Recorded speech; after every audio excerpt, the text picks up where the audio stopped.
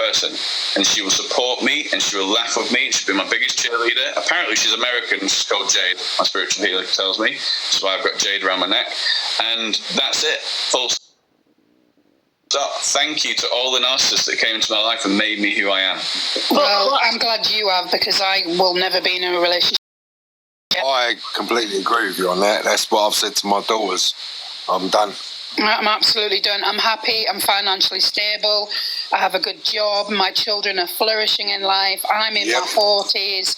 I just think I'm going to live my life now. That's it. But hey, English, though, we'll go around to Billet in a minute. What are you going to do if this guy comes into your life and you just bump into him in the supermarket and you're like, oh my God, he's amazing and he's gorgeous and he's just fantastic and he makes your life an absolute dream? I will look for something bad, because it's a traumatic response, isn't it? It is, but no, just a little idea.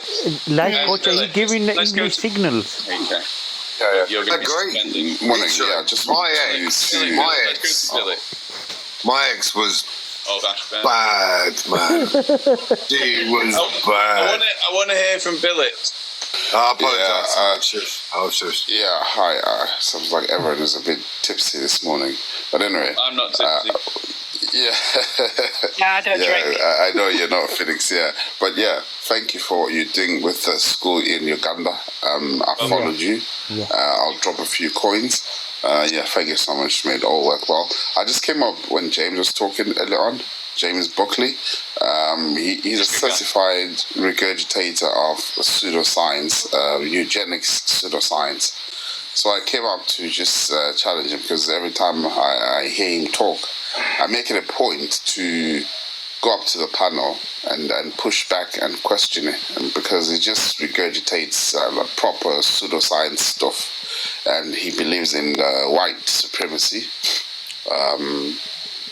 So he's a typical narcissist, typical. I mean, I've never had a bad experience with him, Billet, and if you're telling that's true, then I do apologise. But like I say, when we talk about race in this live, I cut it dead, because, like I said, there's only one race, that's the human race. Yeah. I love black people. I love black people. Actually, like I think I have an inner black man. He's called Barry, and I just love the culture. I think are you black, Billet? I am black, yes. Yeah, I grew up on gangster rap. As much as I am looking like a white middle class man, I love Little John and the East Side Boys. And this is what I like. Are you a fan of Little John and the East Side Boys, Billet? Don't even know what that is or who that is. You don't know who Little John is? Oh, Lil Jon. Oh, yeah, the American rapper. Yeah. I know him. Yeah. I'm not a fan of rap. Okay. Yeah. So, I'm not a fan of rap. So, black people are not monoliths, first of all, and I understand what you're saying, because he'll come up here with his soft tone and trying to sanitize what he says, but just cut through the rubbles and just deal with what the content of what he's saying rather than how he's saying it, because that's how he that's why I pulled him up on the gene expression bollocks, because genes are genes, right? I can do the bit of science if you want to learn a bit of science. Okay, we all have 23 chromosomes from each gamete. You've got the sperm and the egg, okay? And that's where we all came from. We came from two cells, and that expanded. If you press him on that, just ask him those basic biological questions, right? Yeah. And ask him what influences genetic expression, or what are genes. He won't answer you. So he's always of the notion that maybe I should ask him about amino acids and see where he goes. Yeah. Just ask him about even epigenetics, right? Because every time the simple thing that I challenge him by is that, okay, fine. You have for example, right, in 1890 something, you have a group of white Europeans, group of aristocratic Europeans who decided to carve up a whole continent of people amongst themselves, and they went in, they did the darndest and the most craziest of things to harm people. So are you saying that white Europeans are genetically violent and criminal people? Are you asking me, or are you asking... Yeah, I asked him that question because he's of the notion that black people have got a proclivity towards violence, etc., etc. But I said to him, it's not the black Africans who went to Europe and colonized and carved up Europe and unalived millions of Europeans. It's the other way around. So are you saying that as a result of a few white aristocratic Europeans who were driven by economic agenda who unalived millions of Africans, are you saying that so all Europeans are murderers? Racist. And I completely agree with what you're saying. A few people in the live are saying, let's move it away from race again, and I agree with them. Yeah. And I'll repeat again, and I'll keep repeating it until people hear me. Actually, I'm going to do it with a different quote. Can I say a different quote? Is that okay? I'm going to say a quote by Morgan Freeman, who said, don't call me a black man, I won't call you a white man, just call me a man. That's it. End of. Can I explain as to why a lot of narcissism is the nurture versus nature thing? Yeah. I don't know if you'll have heard of this, I'm sure you have. But there's a lot of doctrine out there that suggests that narcissism is produced from the ages of 0 up until 5, and that is obviously their social setting and their lack of the family dynamic.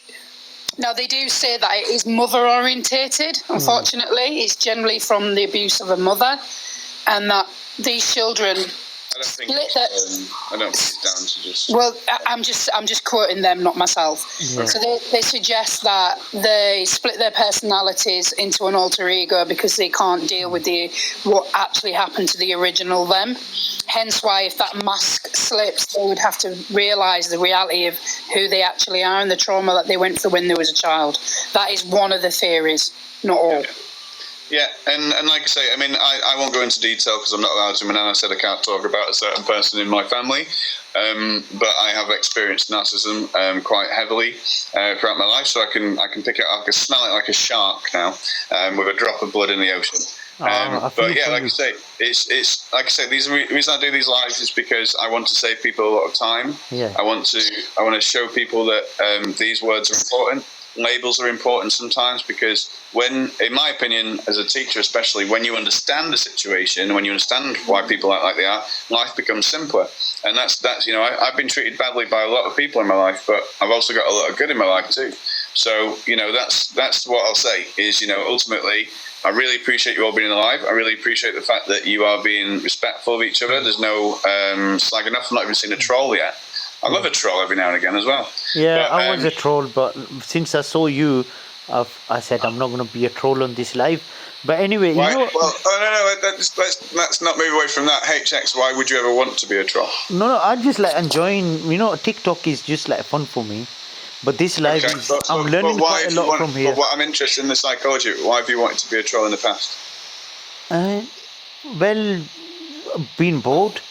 And just coming on TikTok. I would say that's actually the trait of a narcissist because a narcissist will bully and a narcissist will say things. I don't bully. I just go and joke around. That's all I do. I never bully anyone. What's the separation between a joke and bullying? When does banter become bullying? Ask a question. Life coach. Yes. Do you not think I'm having fun over here have with you? narcissistic traits? Let's give HX the chance to defend himself, and then we'll go to Billy. What's basically, what I want to ask here is you gave me one trait of a narcissist. They will never want to say sorry. What's the other one trait? Oh, there's loads. I've given you loads, but like I say, simple one. The easiest thing for you to do, HX, I will go through it with you, but if you Google narcissist, it will give you all point by point, okay? They won't say sorry. They think they're right all the time. They never accept guilt. They never take accountability.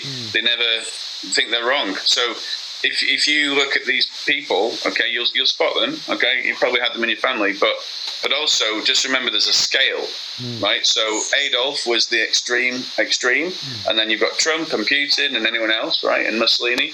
But now, then there's the empath scale. The empath is the opposite side of the scale. So let's say, Billy, you can ask your question, then I'll introduce Tia. Is it Tia? Yeah, so the question is, do you not think that everyone has got pretty much narcissistic traits?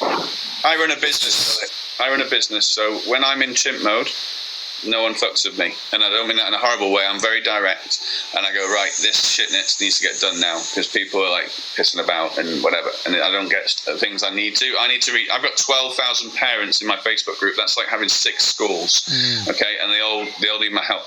So if my sales team aren't smashing it out, then I will be direct with them. So you could argue that's a narcissistic trait.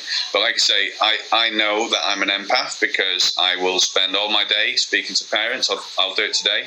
And I do it every day. So that's the answer to your first question. Yes, everyone has that. I absolutely love the chimp paradox. I'm glad you brought that up. It's great, isn't it? Yeah, it's a really good read. Really good read. Introduce yourself. Hey everyone, my name's Tian. I've just joined the live. I'm interested in this topic, and I've listened to some of the different rhetorics that you guys have spoken about in the last few minutes. But I just wanted to ask a question to the host. I think the guy before me just basically said a very much similar point that I was going to make. I'm not sure, the guy who's above me. Billet, yeah. Yeah. And the guy beforehand, actually, HX, made an interesting point, and then I found your response really interesting. So I just wanted to just wrap it up into one, which was about everyone having sort of these narcissistic traits, and how do we, as a society, have we over-psychologized the behavior of human beings? So, for example, what is what used to just be called manipulation is now narcissism, and it's not that manipulation isn't manipulation and narcissism is not narcissism. But I think that I'm not saying that this is what you're doing. You're a life coach. You're a specialist.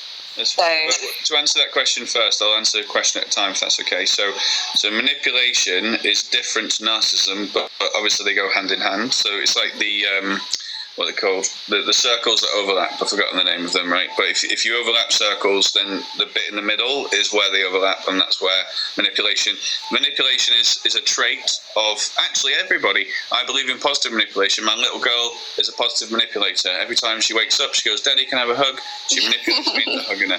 Okay. Now, it's a bit, manipulation is like the N word. Okay, obviously we can't say because it has a derogatory sense. However, black people who are rappers made that word a great word. Okay, that's really odd. That's a really odd comparison to make. No, it's just an example of 2 words. I know you're black, but I think so anyway. But the point I'm trying to make is, if you put a derogatory sense on a word, this is why I love African people and black people and people in general, right? Black people have come from suppression, right? I learned about slavery. And we didn't come from suppression, but suppression was enforced on us. It's a bit different. That's what I'm trying to say. Okay, so maybe I'm phrasing it wrong, and we won't go into race too much. But what I'm trying to say is, I grew up reading about slavery, reading about what's happening in America and all the rest of it, and I admired the group of people that came away from that laughing in the fact of that. Right now, I don't like the divide between white and black people or any cultural divide. But the reason I'm comparing it is because when I say manipulation, people go, "That's not a good word." I went, maybe to you, but there is such a thing as positive manipulation, and no one's ever given me a word that is better than manipulation. Like if you say persuade, it doesn't apply to everything. So that's my point.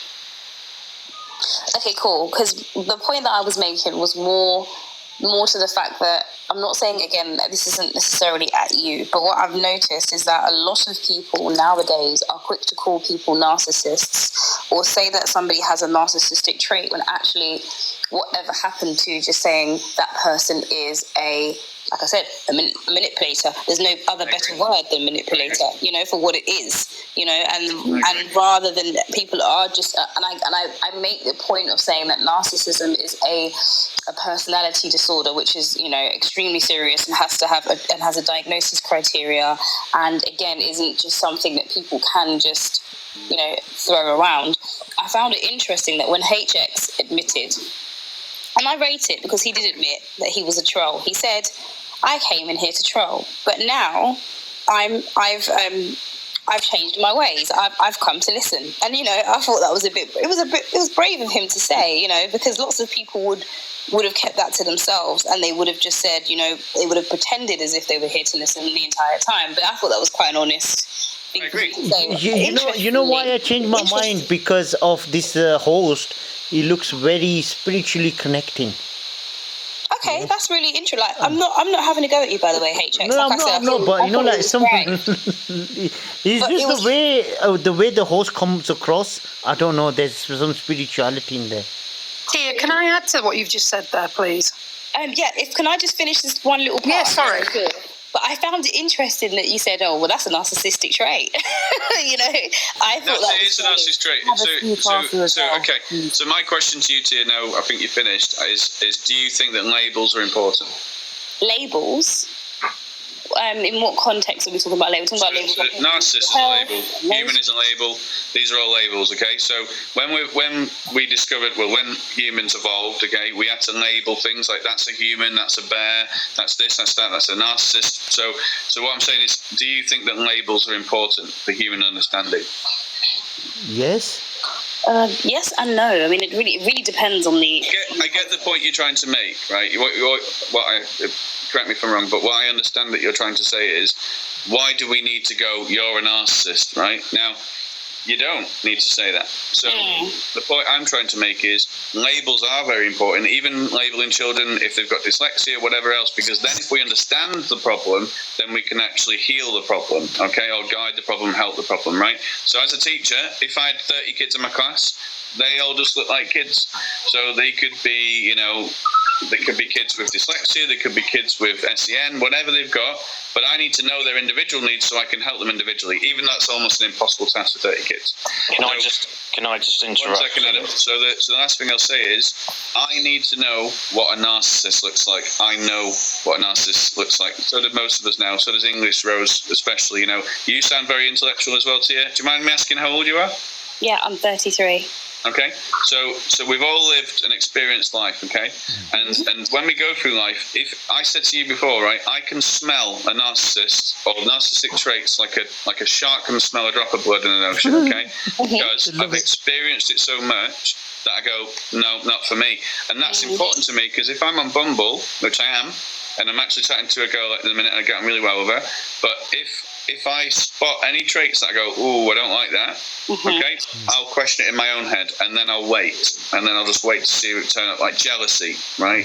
Like whatever it is, you know, and I'll pull them apart, and I won't say it nastily, but I'll be like, you sound a bit jealous. The girl I'm not seeing it, I've not actually met her in real life yet, but she's like, oh, you know, do you like all this attention on TikTok? And went, it is what it is. Like, I go on to do narcissism stuff. I don't go on and go, hey girls, I'm here, and who wants to chat me up? My name's Josh. Yeah, you're not like trying to be a high school jock. I get it. The thing is, when you talk about labels, I'm not saying that labels are not important. I just think we need to be very careful about who gives these labels to people. And like I said, I'm not saying that narcissists don't exist and we shouldn't call narcissists out, and there shouldn't be these programs to recognize them. I think it's really important, like what you're doing, for example, and coaching people to Can I add to the conversation, please? Go ahead. Hi guys, sorry to interrupt, but I just think part of the reasons I'm somebody that has suffered with or survived narcissistic abuse quite a lot without realizing it over the years. And the reason I think I've had to educate myself on it is because I was treated a certain way. So then when you're treated a certain way, patterns start to occur and you start to look into it. So when I think that what the internet has done is shoved all of this extra information in other people's faces, whereas before it would all be very textbook, it would all be behind closed doors, people didn't talk about it unless you spoke to somebody else about it. It was very word of mouth. So I think with the internet, Tia, you are correct. There are a lot of people saying, oh, that's narcissistic, because people are starting to finally learn what narcissistic traits are, what the traits are, what's adaptable, what's not adaptable. Because when we say, oh, people are like, oh, we've all got narcissistic traits. Yes, correct. But some of them are positive, some of them are adaptable, some of them are semi-adaptable, and the others are where it's not adaptable at all, which is then it turns into the personality disorder itself. Elsie, can I add to that, please, if that's okay? I was just going to say that, sure. Sorry, I just wanted to say that, unfortunately, the word is being thrown around far too much, and people are diagnosing other individuals. People who have NPD, narcissistic personality disorder, tend to not seek help because it's not within their framework to actually admit that they are narcissistic. So therefore, we do have a lot of people in this world who are undiagnosed. For the ones who do get diagnosis, I tend to see them on social media warning people of themselves. So is that a narcissistic trait that they're capitalising on what they are? What we're boiling this down to, English Rose, is that only people who can actually diagnose people with narcissism are people with a psychological degree. Exactly. Okay? Exactly. But what we, like you're saying, we've got a society now where we've heard the word narcissist. It looks like a narcissist. It sounds like a narcissist. Probably a narcissist. So we might say it, right? I don't actually. I'm more clever than that, because if you say to a narcissist, "You're probably a narcissist," what are they going to say? They're going to go, "Oh, you got me." So I'll say that about it first of all. And I do need to go soon. Little girls doing. Can I also throw in something there? And I think I do take your point that labels are useful. We develop and apply labels to help us navigate through some murky and muddy waters when dealing with people, right? But also they can be harmful, very, very harmful. And this is where stereotypes come from, right? So I think they're only useful in as far as they're being professionally utilized, right? Because earlier on you said, "Oh, there's no race; it's just human race." Okay, that's you saying labels are not important. Okay, no, they are important. I'm saying they are important. Yeah. I'm just agreeing with you. I'm just showing the flip side of it. So for me, as I understand labels are only important when, in as far as they assist in professional understanding of people and professional debates and discourse and whatever else. I do agree with that, but there's nothing more professional. There's nothing more professional than experience, and unfortunately, with people that actually have the personality disorder, it's difficult to get diagnosed. First of all, like the host said, or English said, is because they don't even admit or like to be able to have a mirror to them to be able to even see that they have the personality disorder in the first place, which makes it difficult for diagnosis. Secondly, there was a study done by people that were studying narcissism and studying narcissists themselves, and the psychologists themselves came out feeling the same abuse that victims do after diagnosing them or after studying them. I can't remember the actual case study, but I'll try and post it if I can. You sound very knowledgeable, Elise. Because I've suffered from abuse, so this is what happens. You end up gaining knowledge, so you don't become the victim again. Called hypersensitivity. Hypersensitivity. Exactly. Yeah. Can I just come in? Can I just come in on that, Elise? Can I just sorry to interrupt. Sorry, but what Elise is saying, I think, hits the nail on the head, really, because when I've just come out of 18 years of abuse, and it culminated. She wanted to stay friends, like they always do. They want to stay friends. They want to keep control over you, even from a distance and that. And the final event was horrific. It ended up in my dachshund Donna being unalived. Oh. And I think what Elise is saying is because the internet is so far and wide, and when you're in this situation, in this relationship, whoever it's with, you're questioning yourself. Is it me? Is it something I'm doing? So you turn to whatever you can to gain information, and everybody turns to the internet. And, sorry. And you try and figure out what's going on, and you have to, as a victim, as a survivor, whatever you want to call it, you have to put a label on it to try and figure out what is going on. And it makes you understand that it's not you. You know, a narcissist will never be wrong. My ex, there's no apologies. They don't see what they're doing is wrong. So because you're a commodity to them. All you are is supply. You're just an item. If you put it into that context, you are supply to their ego. Yeah. And so as a survivor, you have to find something to make sense. I've got videos going back 10 years. I've got 4 phones full of messages, and when you start doing that, when you have to start recording conversations, videoing actions, stuff like that, you know there's a problem. But you're trying to figure out. You want to solve the problem. A human instinct is when there's a problem, you want to try and solve it, and so you're gathering information. You're looking for sources of information and that. You're trying to process it, Lee. And I'm very sorry to hear that you have suffered that. Can I just say, by the way, you nearly weren't let into the room because I don't know what that picture is, but it doesn't look like that picture is of Donna, the dog that she unalived. So that's my profile picture. It's your dog's eye, isn't it? Yeah. She had one. She had one. I see. Like it looks like a black person with like an open mouth to me. No. She's a dash. She was a dachshund. She had what they called a wall eye. So she had one brown eye and one blue eye. But also, just briefly, I want to pick up on something what Sky was going on about was narcissistic trait coming mainly from the mother. Now, her mother, I can see now, was clearly heavily narcissistic, and she played a big role in my ex's life and her upbringing and how she dealt with life itself. So I can only speak from my own experience. I'm a firm believer that the trait does stem mainly from the mother. Lee, that came from me, that did.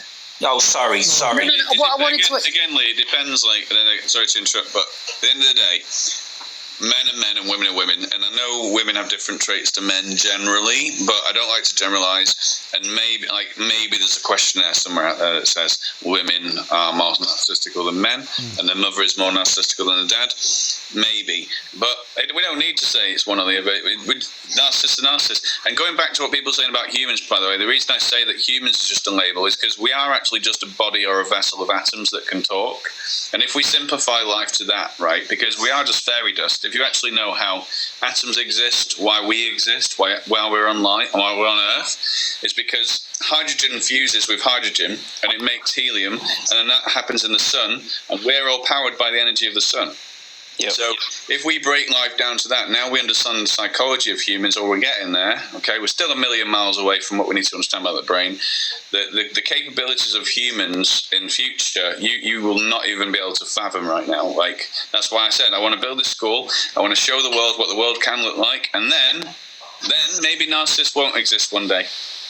Maybe. Can I ask a question about the parents thing? So, do narcissistic parents, or those who are raised in the homes of narcissistic parents, do those children, or are those children predisposed to becoming narcissists themselves, or are they more like? Is there not an increased chance? So that's nature versus nurture, isn't it? It depends on. So people are saying that you're born that. So the old sociopath, psychopath rhetoric that sociopaths are bred it, or what's the word I'm looking for? Host. Sociopaths learned behaviour. Psychopath is a made. Yeah, exactly. So people will argue that case. I think if you've been exposed to something, you could take 2 children, from, let's say a set of twins, and you could raise them in different households, right? They both come from realistically the same DNA thread, per se, but if you bring them up in different family dynamics, you will see a different personality.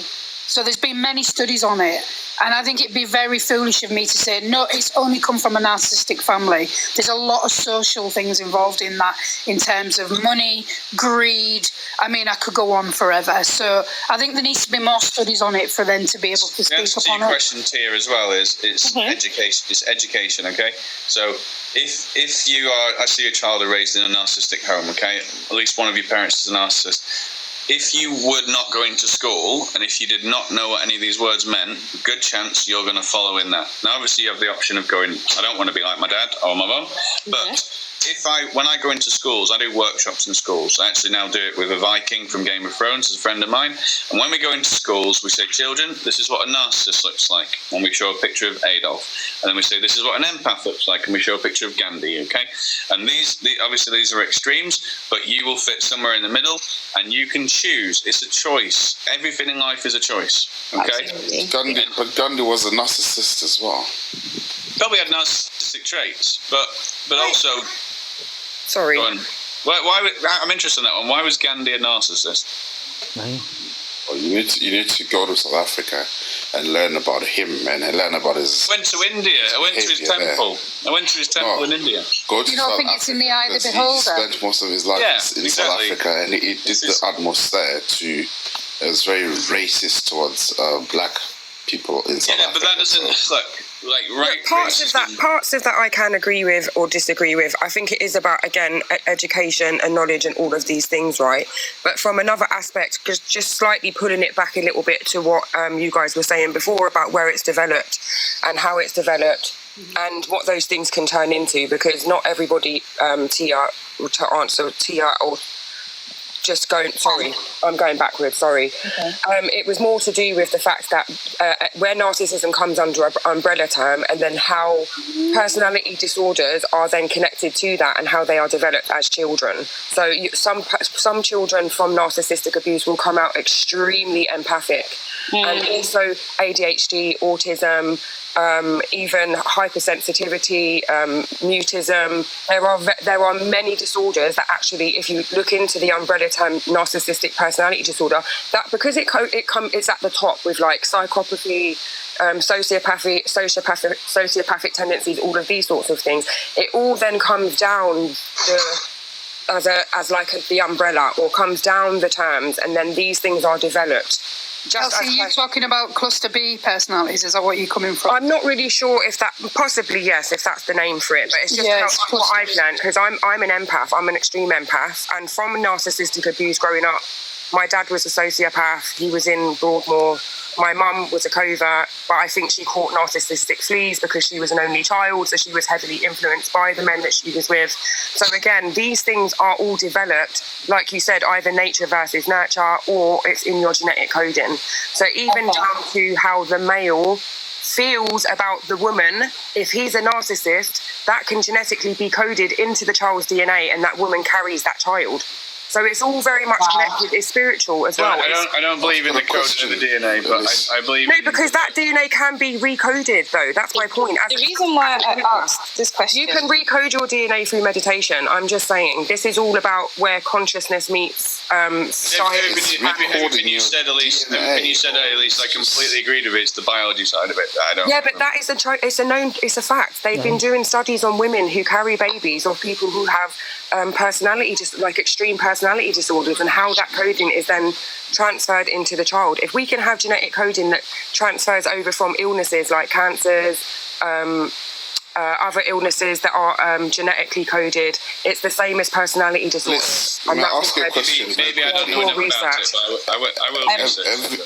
Are you talking about epigenetics? Because I don't understand when you say it, you encode your DNA by meditating. Are you talking about epigenetics? You see, when it comes to like psychology, so someone's way of thinking and how they've been brought up by their parents, I struggle to think that someone can undo that upbringing, like through education. I strongly believe that, if you've been brought up to be a narcissist by your parents, and that's, how you treat, and you've been grown up for 20 years of your life, then I think that you will continue to do that, no matter who tells you that you're in the wrong. And I don't think you could undo that. I can dispute that a little bit, Adam, in a sense where my own, I thought I was an empath. I thought I'd allow anyone in, and I do work in that kind of sector. However, since experiencing it, I've become less empathetic. I've got sympathy, but less empathy now, and I'm working on that within myself. I've seen somebody for it. I'm trying to bring back my old personality, but now I have a lack of trust in lots and lots of people because of my one experience, and I find that quite saddening, really, because I've lost a bit of my personality. So it's Do you find English shows, do you find that because you've like sort of been desensitized because of what you've been through? Because I'm very much like that too. Yeah, and I don't like that about myself, and I'm working on it. And I want to see people the way I used to see people. But now, yeah. Sorry, guys, I am going to have to go because I've got pancakes from my nana, and there's nothing that overcomes that. To be fair, that is the number one priority for me right now. But thank you so much, everybody, for coming to the live. It's been an amazing discussion. I will do more of these. If you want to follow, comment, even message me, we'll organise doing this again. I am setting up like an Andy's Man's Club, which is going to be like Jace's Safe Space. It will run for men, and then there'll be another one for mental health for everybody.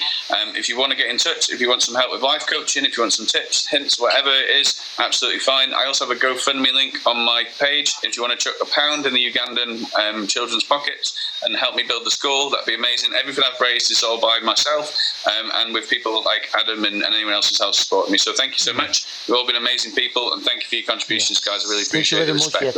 You have a good day. Yeah, have a good day. Guys. Yeah, thanks very much. Bye-bye. Hi, guys.